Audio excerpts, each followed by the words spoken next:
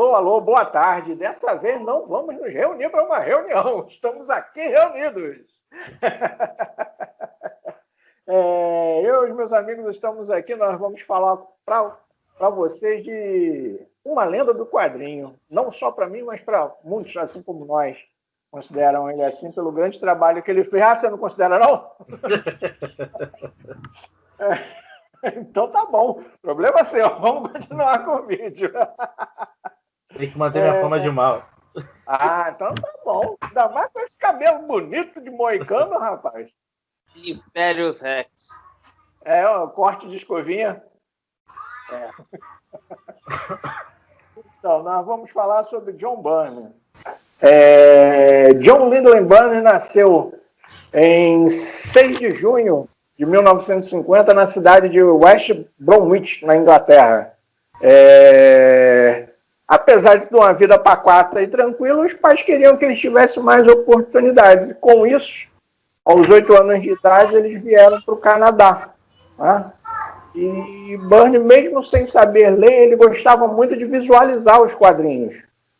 E sua paixão era tanta que, uma vez, mesmo sem saber ler, ele viu uma revista do Superman e reconheceu o símbolo na capa, falou para a mãe que queria, ela foi e comprou. A paixão dele começa em 1956, como, por exemplo, isso aconteceu comigo, mas eu comecei a descobrir quadrinhos a partir de um desenho do Quarteto Fantástico que nem tinha o Tocha Humana, tinha um robô. E foi quando eu descobri que havia revistas com esses personagens.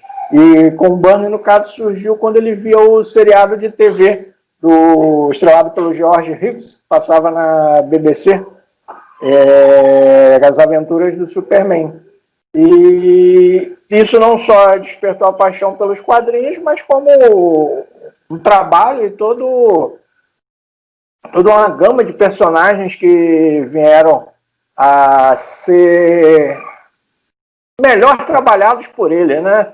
Vamos dizer assim, personagens que estavam já estabelecidos, mas ainda assim não galgavam a posição que merecia nas vendas. E isso mudou. Vários deles nós vamos tratar isso aqui enquanto conversamos. Ele cursou a Faculdade de Artes e Design em Calgary, e isso foi no ano de 1970. Durante esse período, ele desenhava algumas tirinhas em quadrinhos para o jornal da instituição. Em 71, ele ganha de presente uma viagem dos pais. Ele vai para Nova York.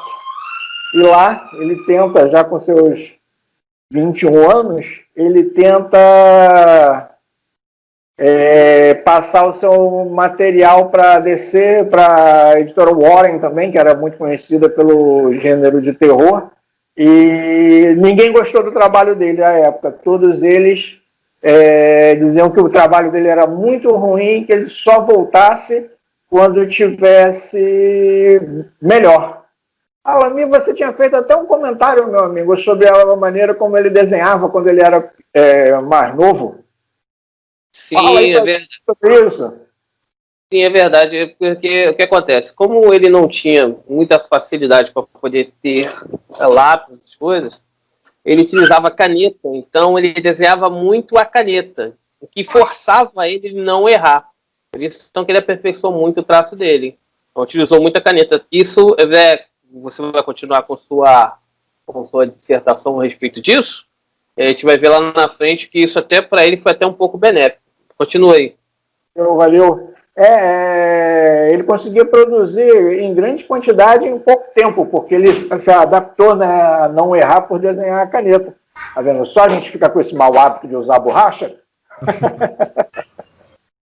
Ele se forma em 73, tentou carreira em editoras, mas sem muito sucesso. E com isso ele acaba trabalhando em empresas de publicidade, mas isso foi por um período muito curto. Ele, apesar da paixão dele pelos quadrinhos, os pais não gostavam muito. Tá aí outra coisa que eu me identifico com ele. Meu pai não curtia, ele vivia me dando bronca por por estar lendo o quadrinho, mas estamos aí até hoje, né? Não sei, não fez um bom trabalho, não. Brincadeira, pai. Os pais queriam que ele parasse, ele até parou durante um período de 4 anos, ele tinha deixado os quadrinhos de mão, e um dia, andando pela rua, ele viu uma capa do quarteto. Nós fizemos várias pesquisas, né, e nós não conseguimos ver qual era essa capa, né? Mas na capa havia a seguinte pergunta: você consegue adivinhar a identidade desse enigmático vilão? Aí ele ficou naquela, será que eu ainda entendo alguma coisa de quadrinhos, né? Aí ele comprou a revista, na 4ª página ele já conseguiu matar qual era a identidade do vilão, e aí acabou voltando por mais um período a colecionar quadrinhos.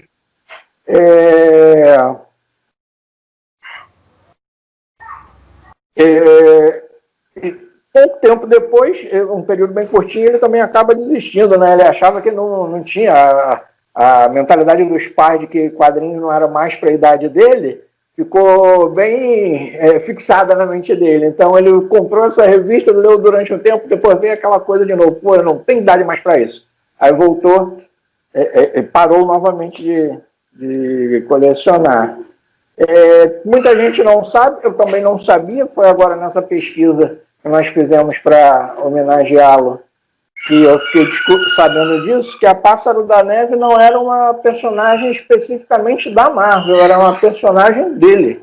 Ele desenhou a Pássaro da Neve numa publicação chamada Emily Will, que era uma revista semanal que tinha uma parceria com uma faculdade, com o Instituto Tecnológico do Sudeste de Alberta.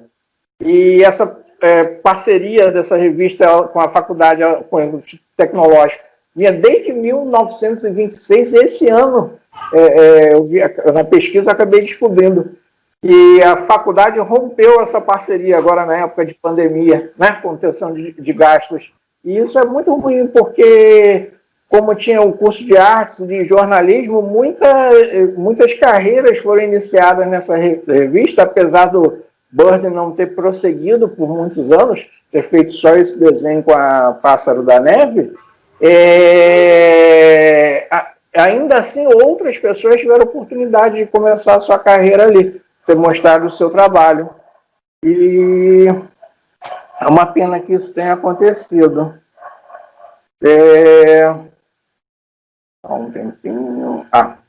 O Byrne, ele teve a oportunidade de fazer seu primeiro desenho num fanzine oficial da Marvel chamado Full.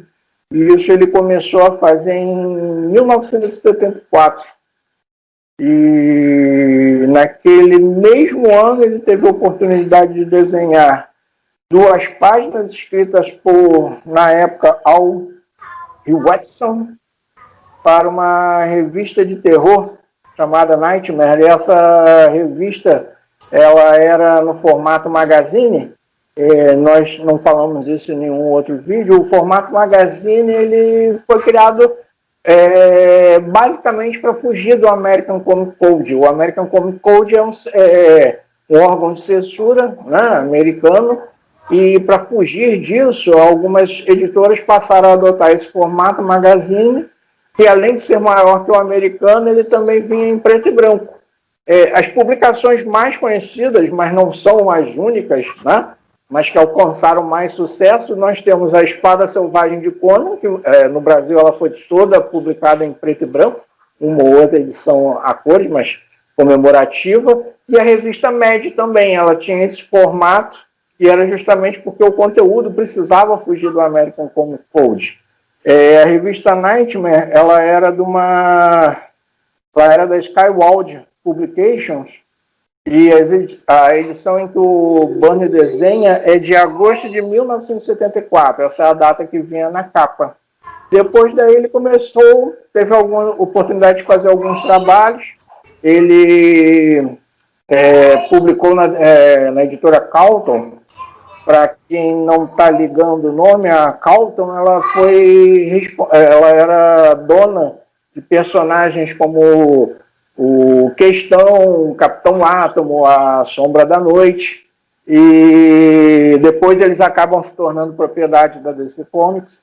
Lá ele publicou o Rug 2000, Doomsday Plus One, Carangos e Motocas, acho que é aquela do desenho, né? Deve ser uma quadrinização.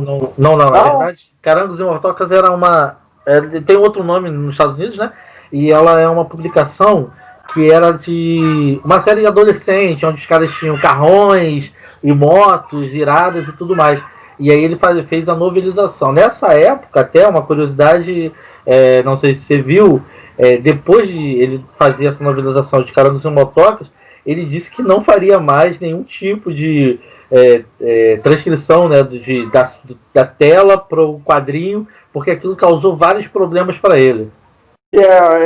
Realmente, Carangos e Motocas, Espaço 1999 e Emergência eram baseados em programas de TV, Exatamente. Né? A interferência das emissoras era muito grande.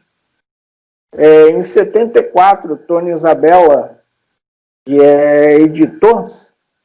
Era editor-chefe do selo da Marvel, isso aí.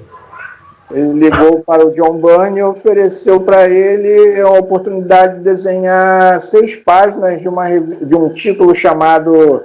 uma história chamada Dark Asylum, que ela seria publicada... É uma história do Drácula. E ela era escrita por David Kraft e foi publicada em Giant Size Drácula número 5. Uma curiosidade é que o pai dele não falava que ele era desenhista de quadrinho, ele falava que ele era ilustrador. Só quando ele consegue desenhar o Homem-Aranha, acho que também por ser um personagem muito conhecido, né, é que o pai dele começa a falar já orgulhoso que o filho dele era desenhista de histórias e quadrinhos que estava desenhando o Homem-Aranha.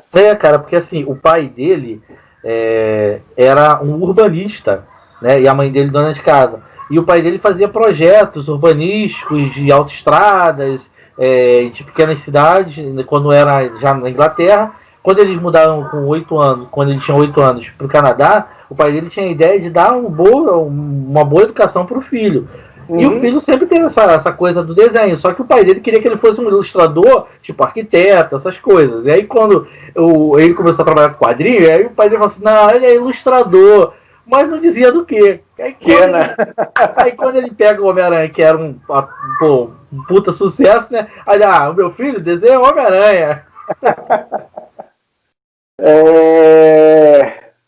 Depois de Drácula, Chris Claremont, os dois acabam fazendo dupla muito famosas em X-Men, né, mas ainda não é essa fase que ele começa, não é nesse tempo que ele começa a desenhar. O Chris Claremont estava escrevendo Punho de Ferro, pediu ao editor John Verpurten que convidassem o Byrne para desenhar no lugar do Pat Broderick. Era uma coisa que eu li quando estava pesquisando, eu achei interessante, né? Isso aqui é 1974, 75. Isso.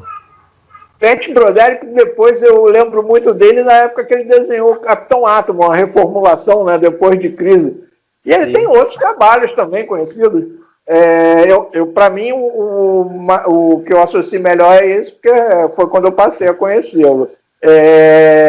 Como esse povo está aí há tanto tempo, né? Parece até carreira política. Cara, e assim, tem uma piada do Chris com o Byrne, tinha na época, né? Que eles falavam que o cachorro do Pat comeu as páginas do quadrinho que ele tinha desenhado, por isso que o Byrne foi chamado. Porque o Byrne tinha que tampar esse buraco rápido. Ele tinha dificuldade, né, para entregar material. Levava 2 meses para fazer a arte. Quando o Byrne é sondado, dizem para ele que ele precisa de 30 dias, que ele teria 30 dias para entregar 17 páginas, aí ele vai e pergunta, gente, tranquilo, eu faço isso aí em menos. Essas 17 páginas eu faço uma por dia, ainda vou ter aí um tempo disponível aí, o que eu vou fazer enquanto isso? Ele desenhava muito rápido, como o Alan Moore trouxe, a maneira que ele aprendeu a desenhar sem errar fazia com que ele produzisse muito. E às vezes ele ficava ocioso. Com isso ele tinha bastante oportunidade de trabalho. Na verdade ele falou que assim, Se não me engano, ele fala assim, tá bom, e no resto do mês, o que vocês querem que eu faça? Eles falam, por que ele? Pô, 17 páginas aí pra memória, eu faço em uma semana, e o resto do mês. E aí os caras ficam assim, porra. E aí depois ele acaba pegando vários títulos por conta disso, né? Porque ele era muito rápido, e aí os caras deixavam ele fazer muita coisa. Né? Mas lá na frente eu vou citar algumas coisas que aconteceram por conta disso, e até conversei com o Felipe off, que foi por conta desse acúmulo de material de várias coisas diferentes. Começava a alucinar um personagem de um grupo em outro. É isso aí. Ele é tido como, acho que ele é o segundo maior produtor de quadrinhos, de desenhista, produtor, né? Ele só perde pro Jack Kirby, né? Ele diz que o Jack Kirby tem 150 mil páginas e ele tem um pouquinho menos. Só perde para ele. Isso eu não sabia. O Byrne, em algumas entrevistas, ele declara que a primeira vez que ele leu um texto do Claremont, em que ele passa a desenhar, né, que seria uma história do Punho de Ferro, o texto emocionou muito ele, que foi a primeira vez que ele chorou vendo quadrinhos. E eu tentei achar isso e não consegui encontrar. Qual era essa página? Porque realmente, né? A gente não espera isso no Punho de Ferro, né? Punho de Ferro. É uma última página, então deve ser algo muito dramático, né, cara? Acho que depois eu corto isso. Deve ser tão ruim que ele a última acabou, graças a Deus. Foi esse. No começo de carreira, caramba. Fala. Eu tinha pensado, meu Deus, esse cara escreve mal demais, meu Deus. Então, Punho de Ferro, tá doido? Não é super-herói. Obrigado. O cara com o dragão tá atrás no peito e não solta fogo. Fala sério, irmão. No começo de carreira do Byrne na Marvel, ele pega, por exemplo, Campeões, né, que é uma... Hoje nós temos aí uma reformulação, né, molecada, uns heróis mais jovens que querem ser... querem agir melhor do que os heróis que os inspiraram, né? Mas antes desse você tinha aí a formação com o Hércules, Cavaleiro, Hércules, Motoqueiro Fantasma, Viúva Negra, Anjo e o Homem de Gelo, com participações do Golias Negro em uma e outra edição, que foi a primeira vez que eu vi o personagem, eu não conhecia, aí depois que eu fiquei sabendo até que ele tinha sido assistente do Dr. Pym, por isso que ele tinha o soro para crescimento, né?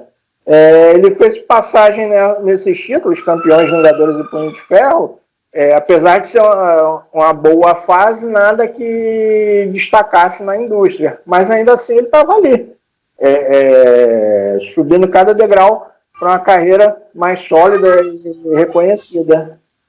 Em 77, ele entra para a revista dos X-Men com a saída do Dave Cockrum. E ele acaba saindo até por problemas semelhantes ao do Pat Broderick, né, que a revista acaba se tornando bimestral porque o Dave Cockrum não conseguia entregar o material a tempo, e a revista acaba sendo prejudicada com isso, né? Os dois juntos, Chris Claremont e John Byrne, eles fazem uma excelente dupla, apesar de, acredito que o Fabiano vai falar sobre isso, apesar de muito atrito entre os dois, e eles criam histórias memoráveis, entre elas Dias de um Futuro Esquecido e a saga da Fênix Negra. Pouca gente sabe, o Logan, apesar de ter feito a sua primeira aparição na revista do Hulk, né, o Hulk está enfrentando o Wendigo no Canadá, e o Wolverine vai lá para tentar acabar com aquela confusão antes que pessoas fiquem feridas, né, antes que aquilo saísse tudo da floresta. E o que acontece? A personalidade do Logan, ela não é tão trabalhada assim, né? Ele está ali basicamente como uma arma, como um soldado para enfrentar aquelas duas ameaças e por fim. E depois disso é que você acaba conhecendo aquela personalidade ranzinza do Logan, aquele sujeito meio mal-humorado, mas ao mesmo tempo um cara super parceiro. Quem introduz essa personalidade nele é o Burns. Então, o Carcaju, que a gente tanto ama, é um filhote do John Byrne. E foi ele também quem introduz o Logan como parte da história da Tropa Alpha, né? Uma coisa que eu acho interessante, que me fez pensar sobre o porquê dele desenhar a Tropa Alpha e ter o sucesso que teve, é que, por exemplo, todos os super-heróis da Marvel, em sua maioria, estão concentrados ali na cidade de Nova York. Por que isso acontece? Por que eles estão ali? Porque a editora é lá e a maioria dos desenhistas também moram no entorno, né? Nos subúrbios ali próximos. Então, tudo que acontece passa em Nova York e eles conhecem a cidade, conhecem todas as ruas. Então, é tudo muito bem trabalhado. Então, o que eu acho que dá traz o sucesso para a Tropa Alpha é o fato do Byrne morar no Canadá. Né? Então, seria como se... não vou dizer, a editora não é lá, mas, em compensação, quem escreve sabe do que está escrevendo, sabe do que está desenhando. Então, é uma curiosidade muito interessante, né? Bom, eu acho. Eu acho também. Então, quando o John Byrne foi fazer X-Men com o Claremont, o que acontece, cara? Ele começa a pensar outras formas. Porque o David Cockrum... Por que o Byrne... Vamos começar do princípio assim. Por que o Byrne assumiu no lugar do Cockrum? O Cockrum, ele não conseguia cumprir prazos para desenhar. Então, acabava que passava 2 meses. E aí a X-Men foi sendo bimestral. E vendia bem, né? Com o retorno dos X-Men, com a nova equipe e tudo mais. Começou a vender bem. E o pessoal querendo mais conteúdo. E os caras não tinham conteúdo porque o Cockrum atrasava. Então, o que fizeram? O Cockrum ficou ali meio como editor, consultor, e chamaram o Byrne, que o Claremont já trabalhava, gostava pra caramba da arte dele e tudo mais, e eles chamaram para poder trabalhar com o Claremont nos X-Men, né? E sobre essa questão do Wolverine, o David Cockrum e o Claremont tinham a ideia de tirar o Wolverine, porque eles achavam um personagem muito ruim de trabalhar, né? Eles não gostavam do Wolverine. E o cara era canadense e tal. E aí, quando o Byrne entra, ele fala, não, porra, peraí, é um canadense, eu quero um canadense nessa porra aí, o cara é bom e tudo mais.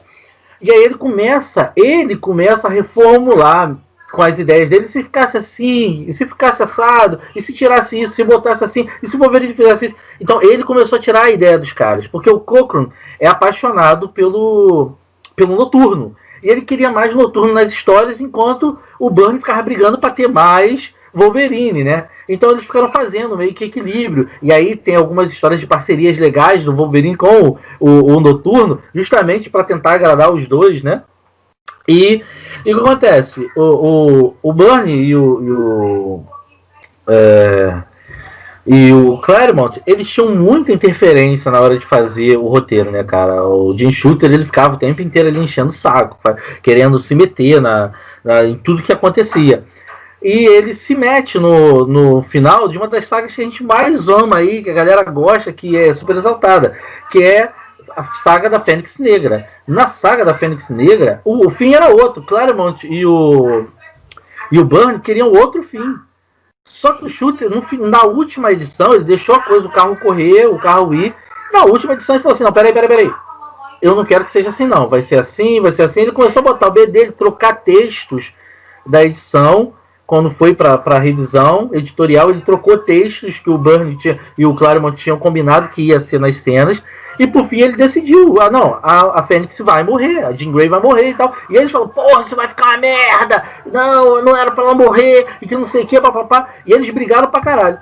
O Claremont ficou puto e disse que foi uma merda no final. O John Byrne, ele leu e falou assim, rapaz, essa porra não ficou melhor do que o que a gente ia fazer? Então, mas assim, nota pessoal, quando eu tive na Rio Comic, que o Claremont teve aqui, a primeira crítica que o Claremont fez quando deram uma edição para ele autografar que era uma graphic, assim, acho que era, não era Panini Book, não, era Salvat. Quando o rapaz entregou, ele olhou e leu escrito assim, Fênix Negra. Ele, eu não gostei desse nome. Black Phoenix, né, em inglês. Eu não gostei desse nome. O cara ficou todo sem graça. O rapaz... o Claremont nunca admitiu. Ele sempre falou que ficou uma porcaria, que não era bom, que não era bom. O Byrne assumiu. Ele fala assim, até perguntaram para ele, mas você falou isso pro Jim Shooter? Ele, não ia dar essa moral para ele. Eu acho que eu não falei, mas ficou bom, ficou bem melhor do que a gente ia fazer, né? E outra coisa que é bem interessante é que assim, o Byrne, ele foi manipulando um pouco o Claremont, porque ele reclamava muito que o Claremont era muito quadradão em algumas ideias e tudo mais. E o Claremont não queria fazer certas coisas que ele foi introduzindo e acabaram dando certo. Dias de um Futuro Esquecido, ele não queria que tivesse sentinelas. Ele falou assim, os sentinelas são muito chatos, são robôs parados. Ele falou assim, eu vou te dar a ideia e vou te mostrar que os sentinelas são muito legais de fazer. E foi quando eles fizeram o Dia de Futuro Esquecido e é um sucesso, né? Então, assim, parte da ideia vem do Byrne, vem da genialidade de visualizar o Byrne, né? Eu fiz um curso há poucos dias atrás com o Carlos Pacheco, estava até conversando com o Felipe, né, uma vez que a gente se encontrou essa semana, e eu fiz um curso com o Carlos Pacheco que fala justamente sobre isso. E é legal que quando eu fui pesquisar sobre o Byrne, ver esse tipo de coisa. Que o Carlos Pacheco fala assim, você que é desenhista, você que está fazendo os desenhos das páginas, você não tem que se prender ao que o roteirista fala, porque ele não desenha, então ele não sabe como é que a página vai ser montada, ele não sabe como é legal ou não fazer um quadro. Então ele só escreve, você tem que ler aquilo e traduzir aquilo para uma linguagem que fique divertida para o teu leitor ver. Então nunca vá ao pé da letra do que o roteirista quer fazer. E o Byrne é a encarnação disso. Porque o Claremont escrevia e falava umas ideias que o Byrne ia lá e deturpava as ideias, mudava as ideias para que elas se tornassem divertidas, né? Para que elas se tornassem mais plausíveis e acabavam ficando um sucesso. O Byrne, ele era muito fã do Wolverine. Ele tem uma fala dele que ele fala que ele odeia o que o Frank Miller fez com o Wolverine, né? De transformar o Wolverine num ninja. Que ele falou, cara, o Wolverine é um canadense casca grossa. O Wolverine é aquele cara mal-humorado, que não gosta dos vizinhos. O Wolverine é o cara que eu queria ter desenhado uma cena dele, da Kitty, ele tomando cereal na cozinha. A Kitty entra e fala, bom dia, Logan. E aí depois corta a cena pro Scott entrando, bom dia, Logan, assustado. Ele sentado, continuando com meus cereais, e a Kitty toda estripada na parede. Porque ele tem dias ruins o tempo inteiro, que não sei o quê. Então, assim, ele criticava muito. Ele falava assim, estragaram o Logan. Tanto é que quando perguntaram para ele sobre o Hugh Jackman, né?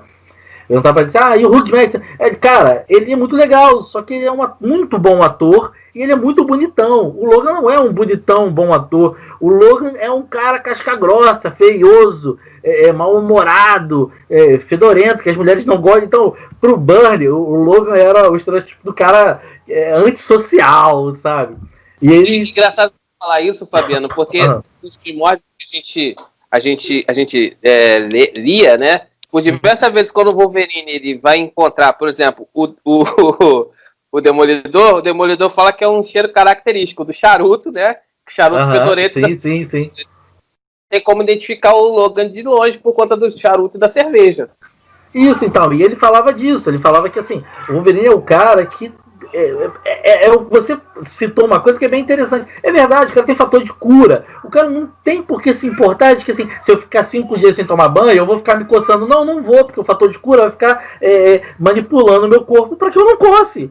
Entendeu? Eu não vou ter chato, eu não vou ter assadura, eu não vou ter nada. Então o cara não tem por que ser sociável. E ele já mostrava, né, cara? E aí, se você parar pra pensar, até no que os caras fizeram de origem dele, ele realmente é um brucutu, né, cara? Que não tem muita delicadeza para lidar com as coisas, né? E acho que o que o Frank... Aí aquela questão que o Frank Miller fez foi levar ele pro Japão para dar um pouco disso, né? De refinamento ao personagem, pro Frank Miller poder trabalhar com ele melhor.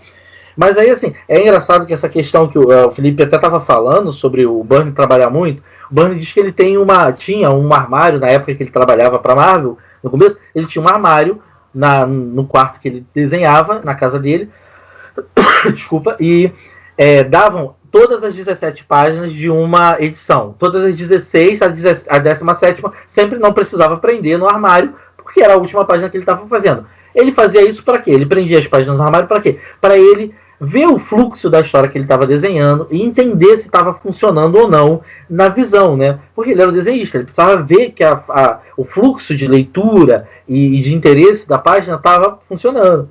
E ele ficou tanto tempo desenhando tantas coisas que ele falou que teve uma época que ele estava terminou uma edição de X-Men. Quando ele foi olhar uma cena, ele viu que ele tinha desenhado Queen Jack com todos os X-Men dentro, e no lugar da Aurora, ele botou a Feiticeira Escarlate. E ele falou assim, caralho, o que a Feiticeira Escarlate tá fazendo aqui no fundo? Ele, puta merda, ele tirou a página, foi lá, apagou e refez com a Aurora no final. Nem ele sabia, né?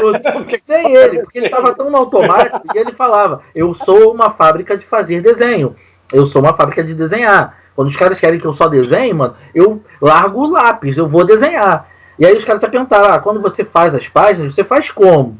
E ele falou, não, eu faço página por página. Eu faço lápis, caneta, achuras e blocado de preto. Aí depois é que eu vou passar para a próxima página. Então ele só para uma página quando ele terminou. Então, ou seja, para ele ter visto aquela página, a página já estava finalizada. Ele teve que voltar lá, passar o corretor e refazer a página para poder tirar a Feiticeira Escarlate do fundo lá dessa época. E aí ele fala que começou a azedar a parceria dele com o Claremont por conta dessa dificuldade que ele tinha, que o Claremont tinha histórias muito chatas, e ele falava que o Claremont era redundante. Ele desenhava uma coisa e o Claremont ia lá e narrava em texto o que estava sendo escrito, desenhado na página. E ele falou que ele tinha o fator ARG.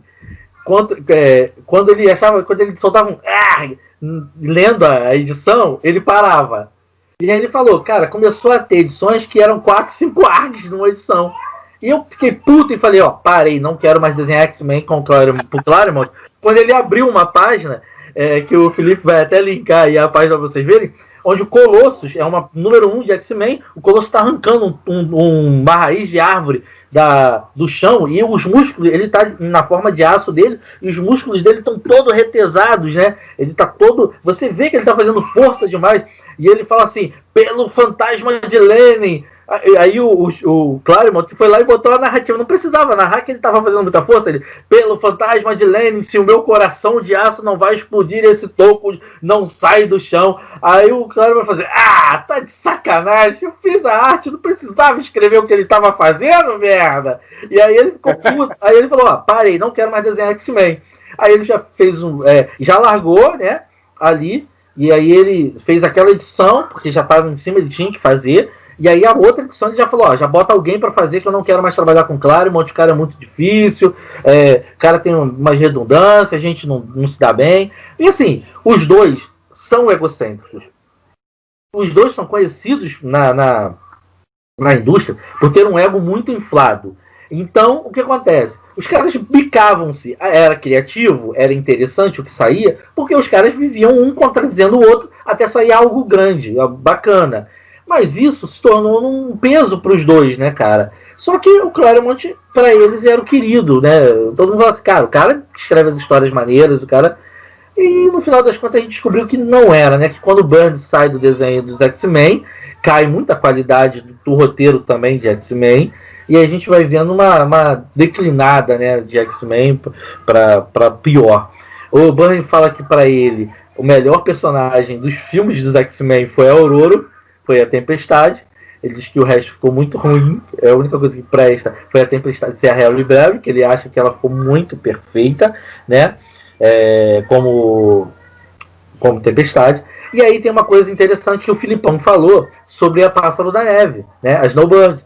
E não foi só a Snowbird, o Felipe, que foi criada antes de ir para a Tropa Alpha. Todos os personagens, o Burns já tinha colocado em algum lugar, algum fanzine, alguma coisa. O único personagem que entra em X-Men para fazer parte da Tropa Alpha naquele número que ele criou naquela hora foi o Xamã. Porque os outros ele já tinha desenhado, ele já tinha criado em algum outro lugar. E ele foi...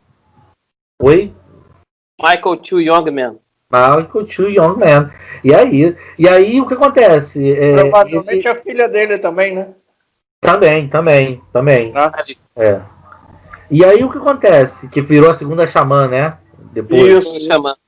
E aí o que acontece? O Burn, a introdução da Tropa Alpha foi uma forçação do Burn. Porque ele falou assim, cara, se a gente tem um Wolverine, que foi um experimento canadense, os caras teriam parado por quê no Wolverine? Não, os caras têm que ter uma equipe de herói deles e o cara tem que ter pera aí, cara, a gente te deu o esqueleto de adamantio. Volta aqui, vamos conversar aí. Como é que você vai me pagar isso aí? Então foi a ideia que ele teve e que, de novo, foi uma coisa genial que deu certo, né, cara? Que funcionou pra caramba. E ele tem uma crítica que ele falava, que ele ficava puto, porque pra ele era guardião. O chefe, o líder da Tropa Alpha, da Alpha Fly, era guardião. E aí o Claremont veio com ideia de Vindix. E ele, cara, Vindix vem de Vingador. E, caralho, o cara não tem nada o que vingar. Por que Vingador? O Canadá não tem o que vingar. Se fosse um alemão, mas o Canadá não tem por que se vingar de porra nenhuma. Cara, o Canadá tá lá quietinho, ninguém nunca mexeu com o Canadá. Aí, não, mas Vindix é um nome bonito e acabou ficando aquela merda, porque quem escrevia no final, depois da arte, era o Claremont que jogava o texto. Ficou, né, aquela merda, né? E aí foi tendo aqueles atritos, ele acaba saindo de X-Men, e aí faz algumas coisas pequenas, até que os caras falam assim, cara, vem fazer Quarteto Fantástico. Vem fazer Quarteto Fantástico, tudo mais. E aí o John Byrne é bem maluco, né, cara? Ele tem umas coisas que ele vai lá e volta e fala totalmente contrário do que ele falou na ida. Ele, no começo da guerra dos direitos autorais dos desenhistas, né, quando o Neil Adams estava lá gritando para as empresas darem os direitos autorais, né, pagarem royalties pelo Super-Homem, pro Shooter e pro Siegel, o Claremont falou assim, cara, peraí, vocês não entraram no jogo sabendo que era assim? Então por que vocês estão gritando que eu quero direitos agora? Não, quando os caras chamaram vocês para fazer, os caras falaram, ó, já era assim, é assim, ó, vocês vão desenhar e não tem por que chorar. E uma das críticas que o Byrne fazia, e aí eu vou fazer o advogado do diabo, eu concordo com ele, em parte, é que ele falou assim, cara, o Joe Shooter, ele tinha um estúdio dele que ele fazia a mesma coisa com os autores dele. Os caras faziam e ele não devolvia a página, ele não pagava royalties, ele não pagava os caras direito, ele não pagava direitos aos caras. Então, assim, o Jack Kirby é a mesma coisa. Teve um estúdio e ele não devolvia a página, ele jogava a página fora, era grosso com os caras. E ele falou, cara, se vocês fazem com os caras que trabalham para vocês, por que vocês não vão sofrer a mesma coisa da empresa que vocês trabalham? E os caras falam, mas é porque eu sou um artista. Ele fala, não, cara, é um peso e uma medida, entendeu? Se você quer esse direito para você tem que estender esse direito para os seus trabalhadores também. Só que ele bateu de frente com o Kirby, né, e com o Neil Adams na época. Porém, ele se auto-intitulava um guardião da arte do Kirby. Porque quando ele vai para Quarteto Fantástico, ele vai tentando fazer tudo que o Kirby fazia. Porque ele dizia que a ideia dele é que o Quarteto Fantástico foi o Kirby que, assim, definiu o que era o Quarteto Fantástico visualmente. Que eu concordo bastante com ele. E ele falava que ele fazia aquele Quarteto Fantástico porque o Kirby já tinha definido, ele não tinha o que fazer. Tanto é que ele fala que quando ele desenhava alguma coisa, ele falava assim, putz, esse fundo aqui é muito Kirby, essa nave aqui é muito Kirby, porque ele gostava de emular um pouco do jeito do Kirby fazer as coisas, né? A arte desse período dele é muito bonita. É muito bacana, né, cara? E a gente para ver, realmente, ele tem muito da influência da movimentação, do enquadramento do Kirby para Quarteto Fantástico, né, cara? E em Quarteto Fantástico ele faz coisas maravilhosas, né? E aí, assim, é a primeira vez em Quarteto Fantástico que ele escreve, desenha e arte finaliza o material dele. É a primeira vez que ele fez tudo sozinho. Então, assim, cara, é um autor muito difícil de você dizer, né, cara? Porque é um cara que bateu de frente com amigos da indústria, falava besteira, falou muita coisa errada, criou o Estrela Polar, que era homossexual, e hoje, há pouco tempo atrás, deu uma entrevista falando contra os transgêneros, dizendo que se tornar os transgêneros que querem trocar de sexo fisicamente, né, que querem fazer a operação de mudança de sexo, estão se mutilando. Então, assim, é um cara muito complexo, né? Ele tem uma visão, não que ele não possa ter mudado a visão dele, mas é um cara que criou um dos primeiros personagens homossexuais e hoje ele acha errado o cara trocar de sexo. Sim, olha. Engraçado você pegar e falar isso, porque aí realmente é um contrassenso, porque quando ele tá fazendo o Super-Homem, ele coloca Capitão Sawyer como lésbica. É uma das poucas, um dos poucos personagens desse período que, assim, abertamente fala sobre a opção sexual, e ele faz isso de uma maneira bem sucinta numa história específica, nem do Homem de Ferro, que é da unidade do Homem de Ferro, do Homem de Aço, que é uma história da unidade de crimes especiais de Metrópolis. Então, e aí, cara, vamos lá, o Shuster tinha um problema com ele já, né? O Shuster era complicado, todo autor que você vai ler biografia, ou vai ver alguém falando do cara, vai falar, pô, o cara era um pé no saco, era controlador, tentou fazer a Marvel fazer o que ele queria, algumas coisas deram certo, algumas coisas foram uma bosta, mas, fim de papo, o Byrne tinha muitos problemas com o Shuster, mas o Shuster sabia que ele era o cara que estava levando o Quarteto Fantástico a vender muito. Então, o que ele fazia? O que ele começou a fazer para boicotar o Byrne? Toda vez que um editor de Quarteto Fantástico começava a se dar muito bem com o Byrne e não questionar o que o Byrne estava fazendo, ele demitia o cara. E o Byrne ficava puto, porque toda vez que era difícil, aí ele ficava desgastado, porque ele tinha que ir lá defender o roteiro dele pro editor e tudo mais. Aí quando o editor começava a gostar do que ele estava fazendo, começava a entrar na onda dele, falava, pô, cara, não, é verdade, essas tuas ideias estão indo bem, isso aqui. Aí o Shuster ia lá e tirava o cara. E aí ele falou que isso foi cansando ele, chegou uma hora que ele falou assim, quer saber? Na boa, não quero mais trabalhar. E assim, o Byrne foi um dos caras que, de forma muito interessante, se vocês lembrarem, ele levou o Quarteto Fantástico aos lugares mais inusitados. Porque o Quarteto Fantástico foi da Zona Fantasma, da Zona Negativa, aliás, da Zona Fantasma do Superman, da Zona Negativa. O Byrne levou o quarteto de Zona Negativa a uma pista de corridas, onde aquela história que o John Storm corre de Fórmula 1, ou de Fórmula Indy, eu não lembro ao certo, que o coisa até staff dele, ficar ajudando ele e tudo mais. E aí, assim, ele era muito aclamado por causa disso, né? Mas aí ele começou a se cansar muito do Shuster, falou, cara, na moral, está me cansando demais, eu vou sair. E aí ele cancelou o contrato de exclusividade que ele tinha com a Marvel, né? E aí, nesse período, ele viu Superman do Christopher Reeve, né? Pô, Superman, o Homem de Aço. Ele viu que o homem podia voar. E aí ele falou assim, olha, esses caras sabem fazer o Superman. A DC não sabe fazer. É uma merda as revistas de Superman. Mas os caras no cinema fizeram o Superman. E não sei. E ele ia para as convenções e começava a fazer essa merda, cacarejar, que a DC não sabia fazer o Superman. A DC não sabe fazer o Superman, a DC não sabe fazer o Superman. E aí, cara, ele foi criando um problema, né? Que os caras começaram a se irritar. Porra, tu vai ficar queimando a gente e tal. E aí veio Crise nas Infinitas Terras, né? Que foi para zerar o universo DC. E os caras precisavam zerar o Super-Homem. Eles tentaram, fizeram algumas edições, todo mundo, a maioria das pessoas sabe, eles fizeram algumas edições com o Alan Moore depois de Crise nas Infinitas Terras, que era meio que uma despedida daquele Superman antigo, e aí o Alan Moore faz para o Homem que Tem Tudo, o que aconteceu com o Homem de Aço, e hoje clássicos maravilhosos, né, sobre o Superman. Logo depois, né, a DC liga pro Byrne, e os caras falam assim, tá bom, sapichão, você disse que a gente não sabe fazer o Superman, então vai lá, faz o Superman pra gente, quero ver o que você tem para fazer, manda a tua proposta. E aí ele diz que ele fez as 20 exigências do abuso.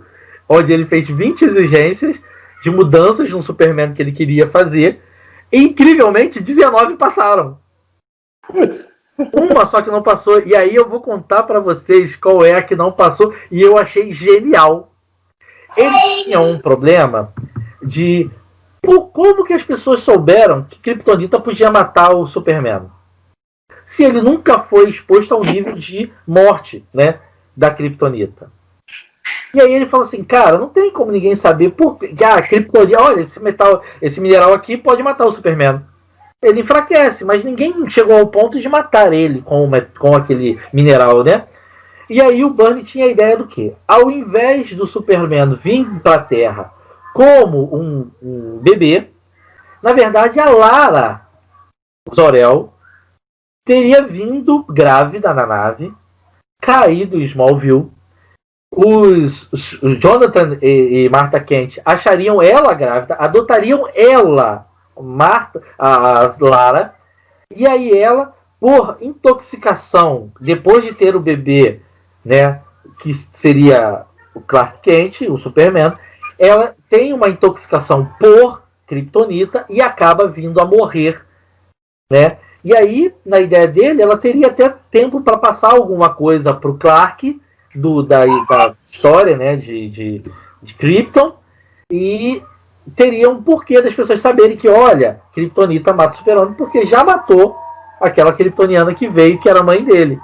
E os caras falam, não pode fazer isso não, tá maluco? O Superman é o último kryptoniano. Depois eles cagam essa porra porque tem a porra da supermoça, né? Mas aí vem o universo compacto, e aí ela, na verdade, é a matriz, não é kryptoniano e tal.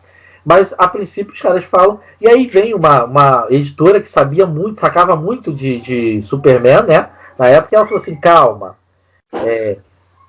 Existem edições onde o Jor-El fala que o núcleo de Krypton está sendo condensado em novos materiais, inclusive um novo material chamado Kryptonita, que faz mal para as pessoas. E aí o Byrne faz uma historinha, já que a DC não permite ele fazer essa história da Lara, né? Ele faz uma historinha do Jor-El conversando com a Lara, de que eles estão tendo relatos de uma moléstia por conta de um mineral que tem aparecido na superfície do planeta, devido a essas mudanças que está tendo no núcleo do planeta, e que esse mineral tem matado as pessoas. E aí teria ficado gravado em algum daqueles cristais essa informação para o Clark saber depois. Eu achei muito interessante isso, e achei a ideia de trazer a Lara não era tão ruim assim. Eu achei assim, inusitada, mas não ruim. Nessa época, o Byrne passou por muito problema. Por quê? Porque quando falaram que ele ia mudar, Crise nas Infinitas Terras não trouxe mudanças para o Superman, não é? Ela só zerou o universo e falou, vai começar tudo de novo. Só que para o antigo leitor, não vai mudar nada. É o mesmo Superman. E quando botaram o Byrne já rotou para todo mundo. Eu vou mudar a porra toda.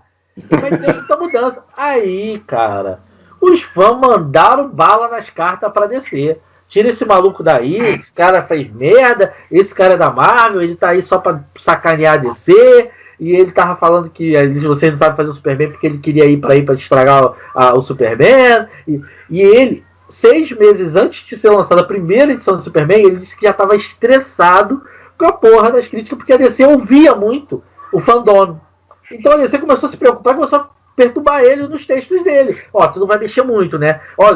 E acabou que eles fizeram com que tivesse Superman, né? A revista Superman,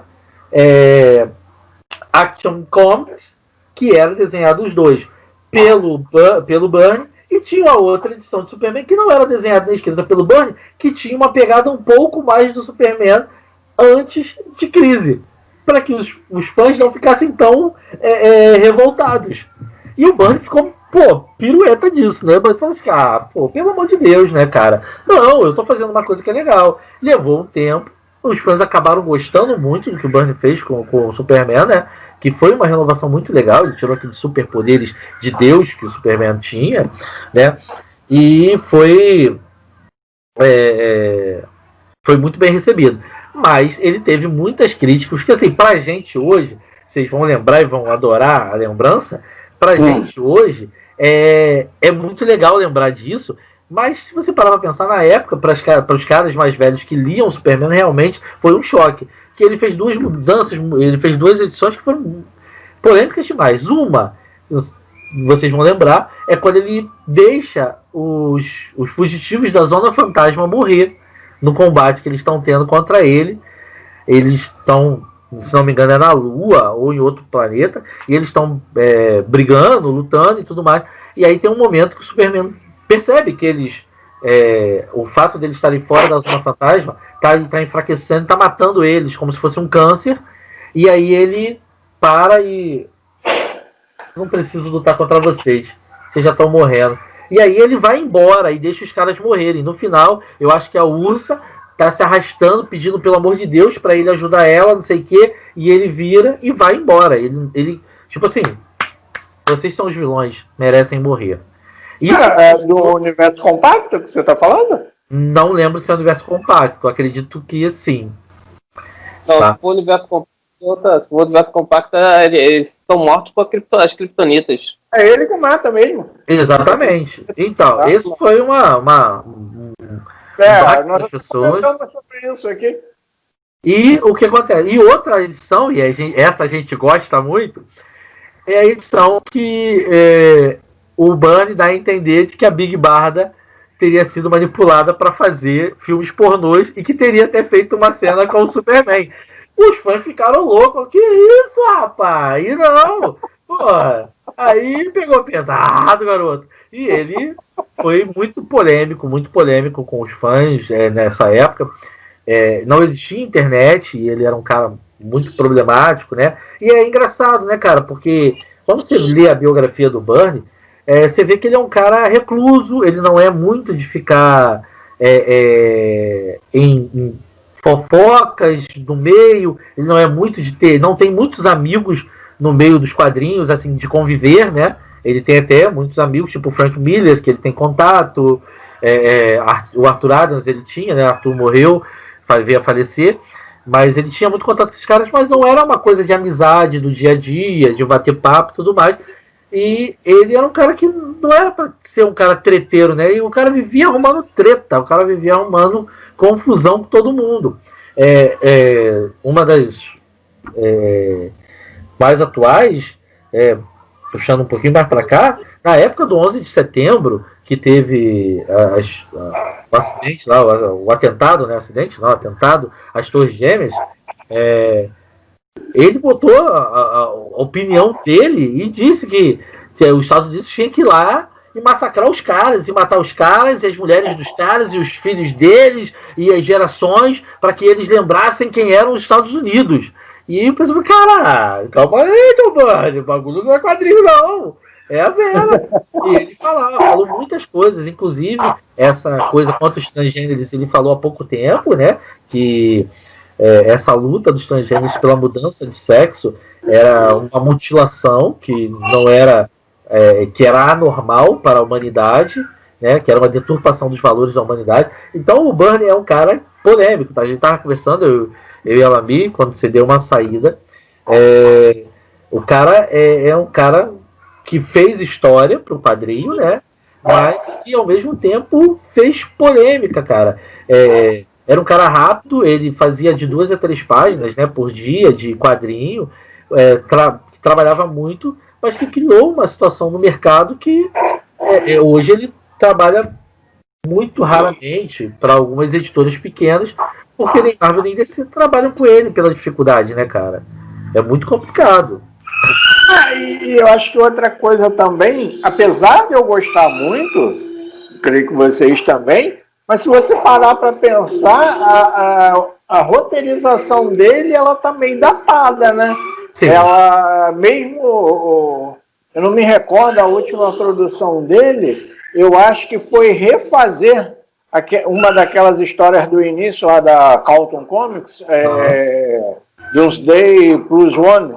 Ela foi refeita e editada pela IDW. Que acontece? O roteiro dele não está agradando muito o público atual. Sim. E ele está tendo essa dificuldade. A editora-chefe da Mitos falou que o quadrinho dele, esse Next Man, eles não pretendem continuar porque o material dele está ficando encalhado. Entendi. Entendeu? A nova safra de leitores, vamos dizer assim, não está engolindo muito o jeito de fazer dele. O jeito dele o desenho eu acho que é o de menos, a questão meio também acho. Assim, eu vou te dizer que é um dos desenhos que eu mais amo ver, é o do Byrne. Eu gosto demais, eu acho bonito, delicado, acho estiloso. E é engraçado que ele teve muito arte finalista, que os caras eram de mecânica muito diferente dele. E conseguiu fazer trabalhos com ele muito bom, né, cara? Seguindo o que ele fazia.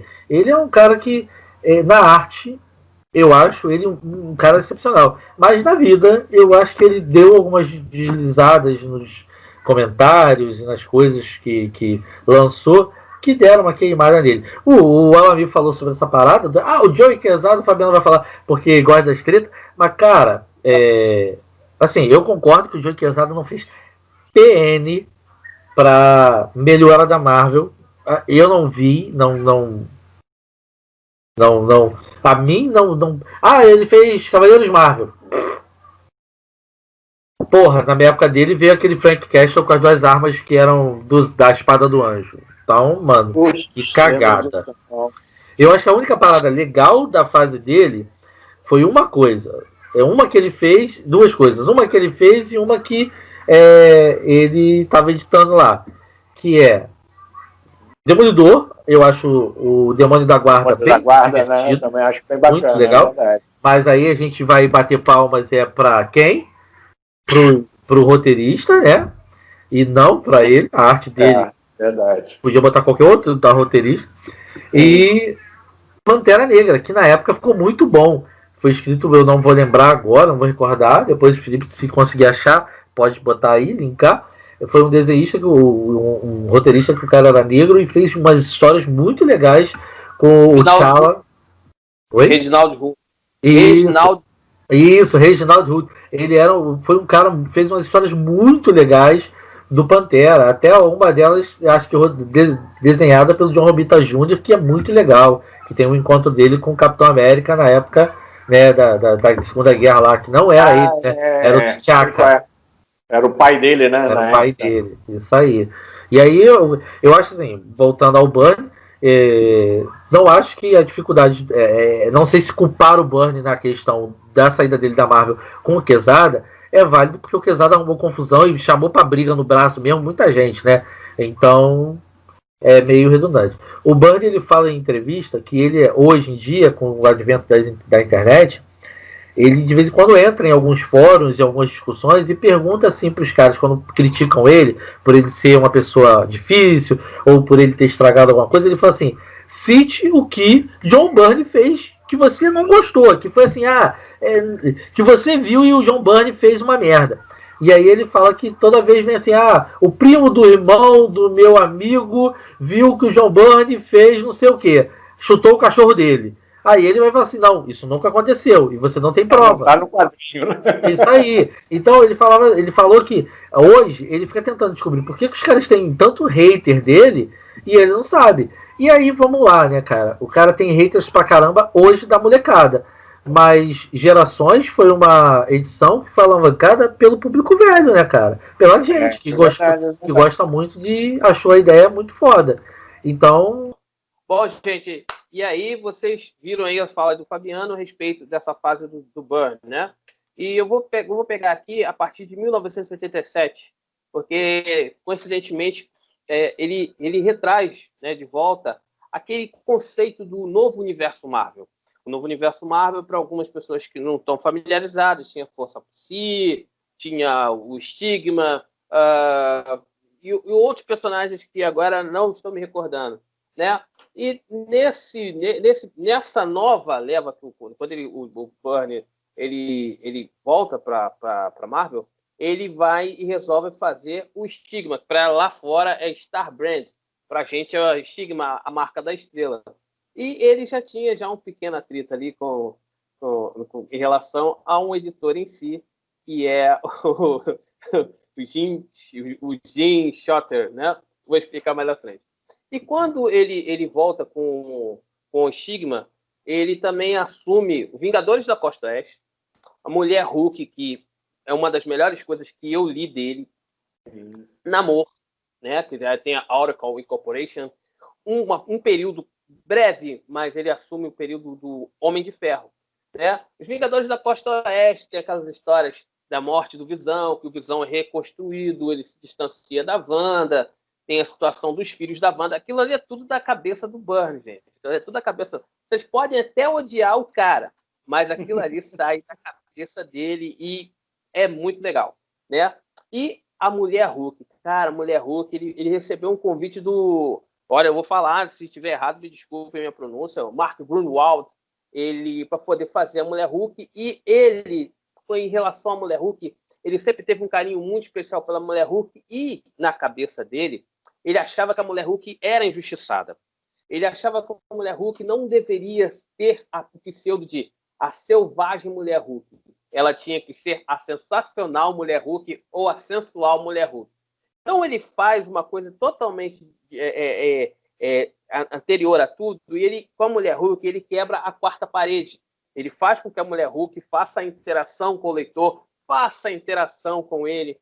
Tem uma HQ da Mulher Hulk, não vou lembrar agora qual a numeração, em que ele convida alguns outros artistas, porque ele está saindo da Mulher Hulk, e ele convida. Então, o Walter Simonson desenha. Eu acho que o Jorge Pérez também desenha, outros artistas que agora não me recordo vão desenhando também, e cada um vai dando seu estilo e tal, e a Mulher Hulk fica possessa com ele, que fala: Byrne, você está me abandonando, você quer me largar, você quer me entregar para esses caras, e ele aparece nos quadrinhos, ele é carregado por ela, e ela sempre discute com ele a respeito disso e tal, e é muito legal. Então ele assume a Mulher Hulk, só que ele começa a assumir muita coisa, ele assume muita coisa, ele tá lá com o Star Brand, que é o Stigma, ele tá com os Vingadores da Costa Oeste, com o Hulk e tal, a Mulher Hulk, e quando ele assume o Star Brand,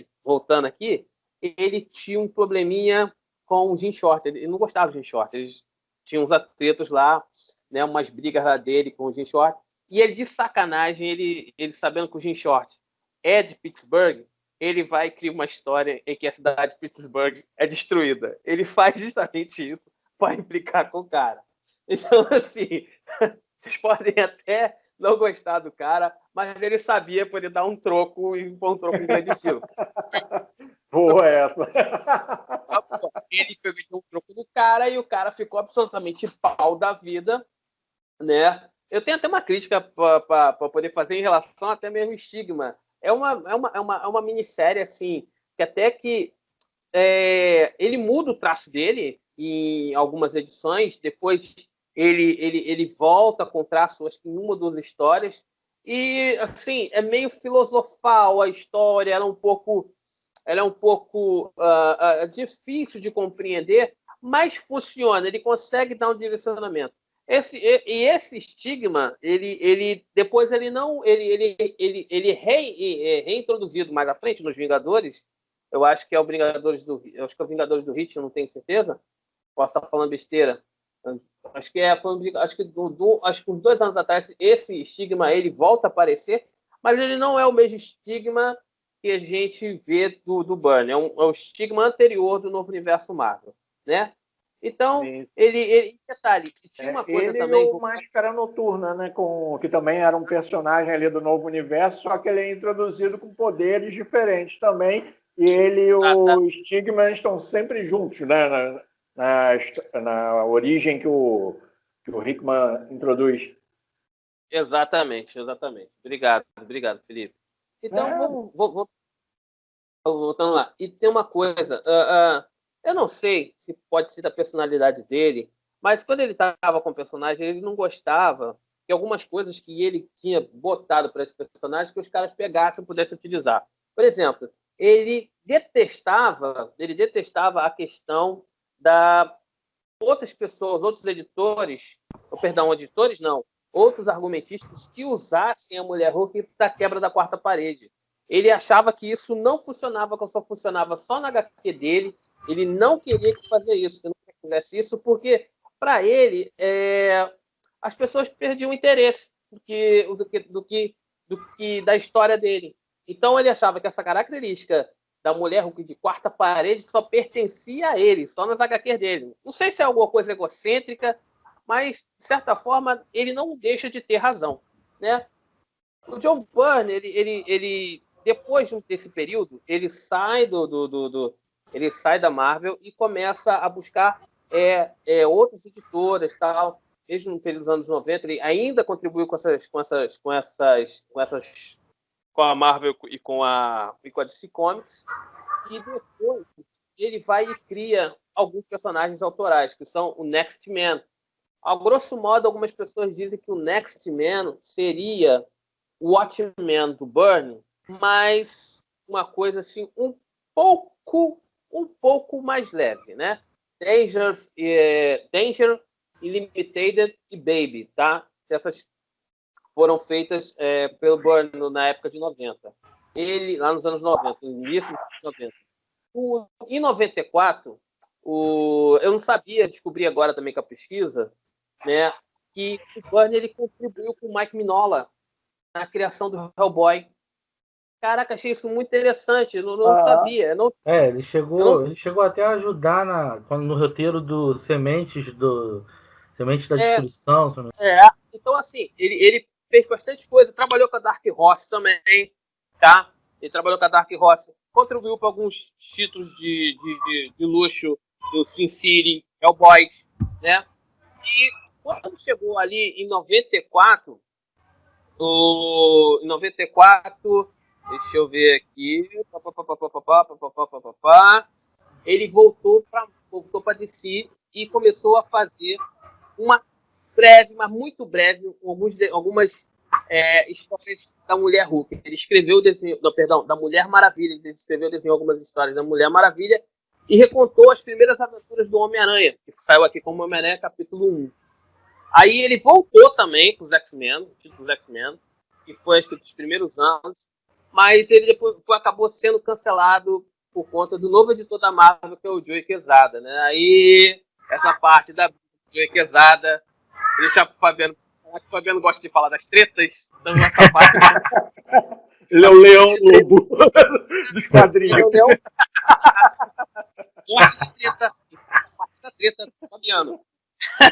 Então, o Byrne, como ele tem um temperamento difícil, ele não gostou da ideia do cancelamento do Joey Quesada. Eu não sei porquê. Vamos combinar, abrir um parênteses aqui. O Joey Quesada, nesse período, foi um tanto cagada com o Camargo. Tá? Fecha parênteses. Né? E ele realmente ficou pau da vida e tal. Porque o que acontece? O Byrne tinha a ideia de se reunir de novo com o Claremont para que eles continuassem algumas histórias do X-Men. Então, ele ficou pau da vida e não continuou a trabalhar mais para a Marvel. Nesse período, não trabalha mais para a Marvel. Agora, em 2000, a gente entra no ano de 2000, ele trabalhou principalmente para a DC Comics. E ele voltou a fazer Superman, né? Ele fez Superman True Beat, com a colaboração de John Cleese. Quem não sabe que o John Cleese foi o saudoso, fez parte do Monty Python. Quem vocês não sabem o que é Monty Python, criançada, vão atrás. Acho que tem Netflix, patrocina nós. Tem na Netflix. Tem na Netflix. Tem alguns filmes, tem alguns filmes na Netflix. Netflix, bota o sentido da vida. Isso, Vida de Brian, Sentido da Vida, vão atrás, vocês não vão se arrepender. É maneiro. O humor inglês é um pouquinho diferenciado do humor que a gente está acostumado, mas vale a pena, vai por mim, vale a pena. E também junto com a escritora chamada Gail Simone. Ele chegou a desenhar o novo Electron, que é All New Atom, e em 2002 lançou uma série autoral pela IDW chamada Trio, e também roteirizou, e isso que eu fiquei assim, estava até comentando com os amigos, estarrecido, e juro para vocês que eu vou ficar muito, mas muito afim de ler isso, que é Star Trek do John Byrne. Meus amigos, Star Trek do John Byrne. Eu vi algumas imagens pela internet, estou boquiaberta. Quem tiver aí, por favor, meus amigos que gostam de fazer os comentários aí embaixo, que gostam de pegar e dar uma umas pichotadas na gente, quem tiver aí conhecimento, deixa aí o link aí. Pode pegar e me marcar, deixa aí embaixo aí, ó.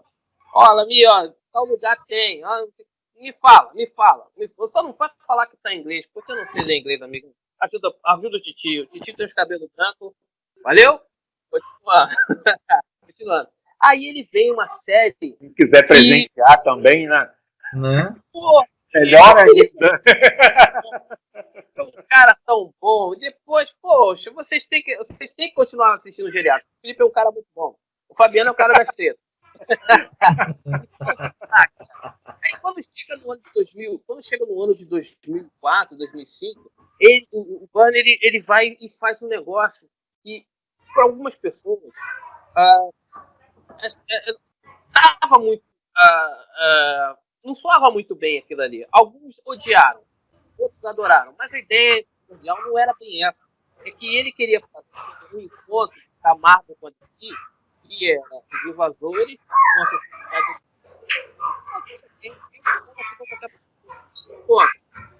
Batman e Capitão América. Tá? Foi lançado aqui pela Túnel do Tempo, editora Abril. Essa edição, se eu não me engano, é de 98. Coisa de velhinho. Mas a história assim, ela era muito bacana. Contra a capa. E queria fazer essa coisa assim, fazer o encontro dos invasores. Olha que maneira que seria. Botar os invasores da Sociedade da Justiça. Pô, a Sociedade da Justiça é um excelente grupo. Eles estão fora ainda. Só que o que aconteceu? As editoras não conseguiram pegar um denominador comum. E o Byrne pegou e fez Gerações. Rapaz, Gerações. Se você, meu povo, não conhece Gerações, vai atrás. Vai atrás, porque vale a... Caraca, é muito legal. Gerações é muito bacana.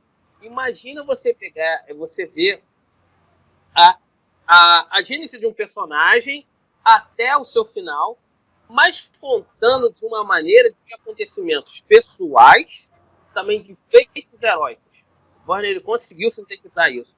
Eu gosto muito de Gerações. Acho que uma das melhores coisas que o Byrne fez. Se eu tivesse que enumerar, enumeraria a Mulher Hulk dele, Gerações, e para mim o campeão de todos do Byrne. Ele pode ter trabalhado muito bem com a Alpha Flight, a Tropa Alpha, com o X-Men, muito bem. Para mim, o primordial, o Byrne, ele define o Homem de Aço. Top 3 de John Byrne é, sem dúvida, eu sou apaixonado por Quarteto Fantástico, então, Quarteto Fantástico, Superman dele, porque o Superman dele é muito bacana, tem muitas histórias bacanas, muita história legal, né? E o Gerações, que pra mim é o concurso. Gerações é algo que não tem como não dizer, né, cara? Infelizmente a gente só pode ficar num top 3, né? E basicamente nós três ficamos no mesmo top 3. Eu curto muito também, talvez só a ordem seja diferente.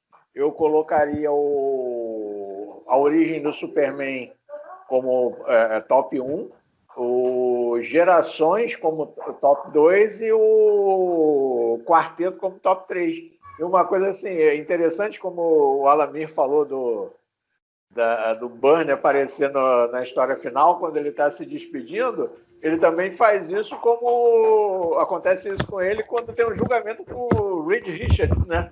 Ele é chamado como testemunha por ser o escriba, vamos dizer assim, né? O narrador das aventuras, então ele tem que se apresentar como testemunha lá no Tribunal Intergaláctico, porque ele salva Galactus, né? Então, assim, ele tem ideias formidáveis, né? Claro, a gente coloca um top 3, é aquele preferido do coração, mas ele tem muita outras coisas. Muita coisa boa. Ele fez Quarto Mulher Mundo, Hulk, né, cara? Né? Legal também. Mulher Hulk. Quarto Mundo ele fez legal.